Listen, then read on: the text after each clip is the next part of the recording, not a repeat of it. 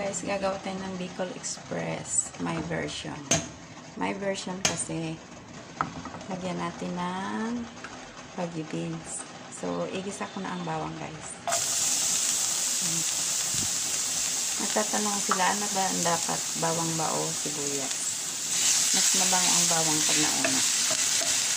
So, yun lang yun. Pero kung mga Americans ang tanong nila, mas gusto nila yung onion ang mauna kasi mas mabilis masunog kasi ang bawang. So, ang bawang sa kanila, hindi talaga tinutusta. Tayo lang mga Pinoy ang mahilig mag-brown ng bawang. Yung gusto natin mabango-mabango na.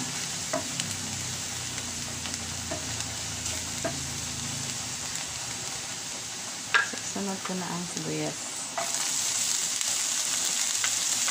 Yung sibuyas, pwedeng pula o puti. Depende na yan sa inyo. Yung puti matamis masyado. Ang pula naman, mas mabango.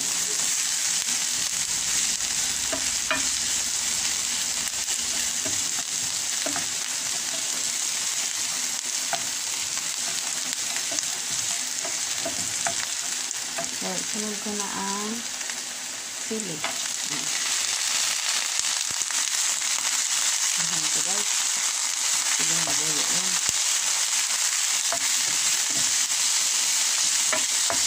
Mahilig sa sili kasi yung kakain nito.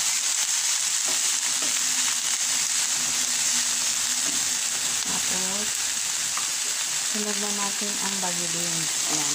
Ito yung sinasabi ko sa inyo na my version. Kasi walang green. Dapat, sa Bicol Express, madaming green na sili sigang. Kaso, wala naman sa plano itong pagluluto natin ito. So, dinamihan ko na lang ng red chili para effective.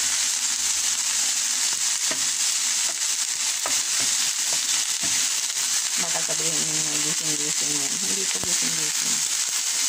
Kasi sobrang anghang talaga ang labas nito. Ito tinatawag na Bicol Express. Kasi karamihan sa taga Bicol, yung mga kanuunan ng mga taga Bicol, mahilig sa maanghang. Pero yung mga bagong Bicolano, hindi na masyado. So, isunod na natin ang bagoong. I wonder why this bagoong is very dark. Siguro dinamihan nila ng brown sugar yung ginawa nila. So, dinili lang yan.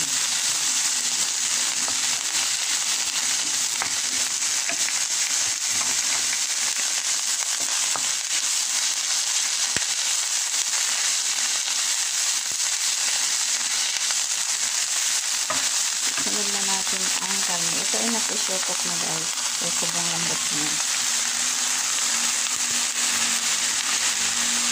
Ang sukal, ito na lang natin. Brown sugar. I'm sorry guys. Nahulog ko. Tapos asin. Kunti lang. Hatiin ko lang. Baka na sobrang alat naman. Saka black pepper. Ayan, black pepper.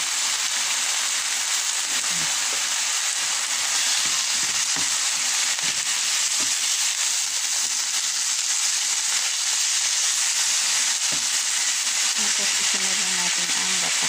So, ang gata natin ay kasama.